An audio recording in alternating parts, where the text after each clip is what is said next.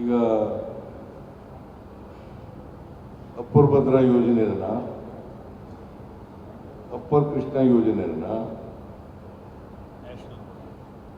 National projects ಮಾಡಿ ಅಂತ ಕೇಳಿದ್ದು.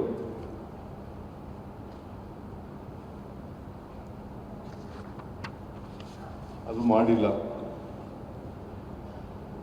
ಆಮೇಲೆ ಅಪ್ಪರ್ ಭದ್ರಾ ಯೋಜನೆಗೆ 2023-24 ಬಜೆಟ್ನಲ್ಲಿ ಇದೇ ನಿರ್ಮಲಾ ಸೀತಾರಾಮನ್ ಅವರು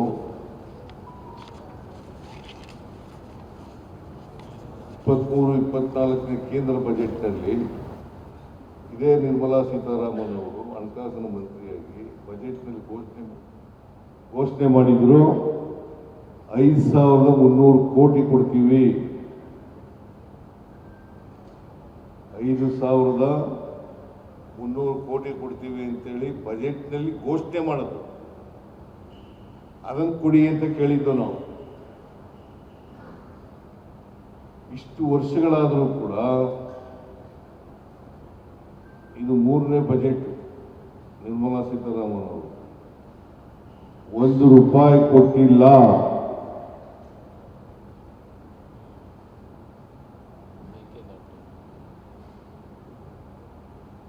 ಮೇಕೆದಾಟು ಪ್ರಾಜೆಕ್ಟ್ ಈಗ ತಮಿಳುನಾಡಿನವರು ಸುಪ್ರೀಂ ಕೋರ್ಟ್ಗೆ ಅರ್ಜಿ ಹಾಕಿದ್ರು. ಆ ಅರ್ಜಿನೂ ವಜಾ ಆಗಿದೆ. ಆದರೂ ಮೇಕೆದಾಟನ್ನ ಕ್ಲಿಯರ್ ಮಾಡಿಕೊಟ್ಟಿಲ್ಲ. Mekedatu is reserving balancing reservoir ಸುಮಾರು 65 TMC ನೀರನ್ನು ಹಿಡಿದಿರ್ತಕ್ಕಂಥದ್ದು. ಮೇಕೆದಾಟನ್ನ ಕರ್ನಾಟಕದಲ್ಲಿ ಕಟ್ಟೋದು ನಾವು, ತಮಿಳುನಾಡಿನಲ್ಲೆಲ್ಲ ಕಟ್ಟೋದು.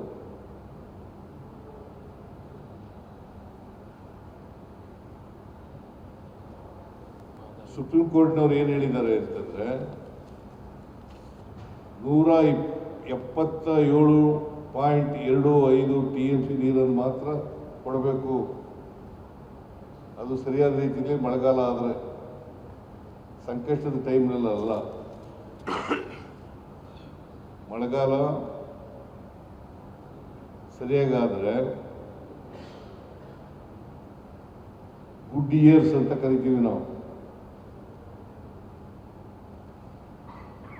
ಅಂಥದ್ರಲ್ಲಿ 177.25 ನಾವು ಗುಡ್ ಇಯರ್ಸ್ನಲ್ಲಿ 177.25 TMC ಕೊಡ್ತೀವಿ. ಈ ವರ್ಷ ಅದ್ರ 2ರಷ್ಟು ಕೊಟ್ಟಿದ್ದೀವಿ.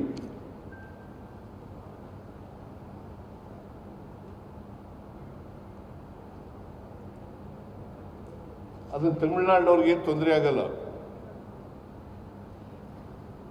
ಅದನ್ನು ಕ್ಲಿಯರ್ ಮಾಡಿಕೊಡಿ ಅಂತ ಹೇಳಿದ್ದು, ಅದನ್ನು ಕ್ಲಿಯರ್ ಮಾಡಿಲ್ಲ. ಮಹದಾಯಿ ಯೋಜನೆ ಎನ್ವೈರನ್ಮೆಂಟಲ್ ಕ್ಲಿಯರೆನ್ಸ್ ಬೇಕು.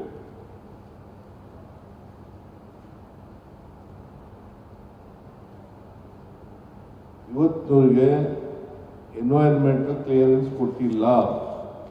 ಅದು ಕೊಡ್ತದೆ ಅಂತ ನಿರೀಕ್ಷೆ ಮಾಡಿದ್ದು, ನಾವು ಒತ್ತಾಯ ಹಾಕಿದ್ದು.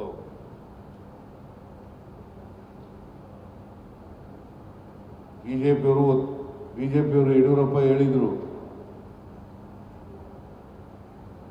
2018ಕ್ಕಿಂತ ಮುಂಚಿತವಾಗಿ ನಾನು ಬಂದ 1 ತಿಂಗಳಲ್ಲಿ ಮಾಡ್ಬಿಡ್ತೀನಿ ಅಂತ ಹೇಳಿದ್ರು. ಹಾಗಂತೇಳಿ ರಕ್ತದಲ್ಲಿ ಬರ್ಕೊಡ್ತೀನಿ ಅಂತ ಹೇಳಿದ್ರು. ಯಾರು ಹೇಳಿದ್ದು? ಮಿಸ್ಟರ್ ಯಡಿಯೂರಪ್ಪ 2018 ಅಧಿಕಾರಕ್ಕೆ ಬಂದರೆ ನಾವು ಮಾಡ್ತೀವಿ ಅಂತ. ಆದರೆ ಕೇಂದ್ರ ಸರ್ಕಾರದಲ್ಲಿ ಎನ್ವೈರನ್ಮೆಂಟಲ್ ಕ್ಲಿಯರೆನ್ಸ್ ಇದ್ದೇನೆ, ಈ ಪ್ರಾಜೆಕ್ಟು ಕ್ಲಿಯರ್ ಆಗಿಲ್ಲ. ಇದು ಇನ್ನೂ ನಿರೀಕ್ಷೆ ಮಾಡಿದ್ದು ನಾವು. ಆಮೇಲೆ ಅಪ್ಪರ್ ಕೃಷ್ಣ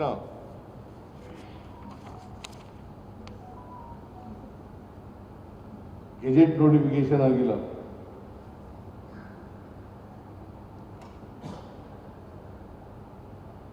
ವಿರೋಧ ಇರ್ತಕ್ಕಂಥದ್ದು ಆಂಧ್ರ ಮತ್ತು ತೆಲಂಗಾಣ. ಅದು ಅವರವ್ರ ಜಗಳ. ಅವ್ರಿಗೆ ಹಂಚಿಕೆ ಮಾಡಿರ್ತಕ್ಕಂಥ ನೀರು ಎಷ್ಟು ಪ್ರಮಾಣದಲ್ಲಿ ಇರಬೇಕು ಅಂತ ಅವರವ್ರ ಜಗಳ. ಗೆಜೆಟ್ ನೋಟಿಫಿಕೇಶನ್ ಮಾಡಲಿಕ್ಕೆ ಯಾವುದೇ ತೊಡಕಿಲ್ಲ.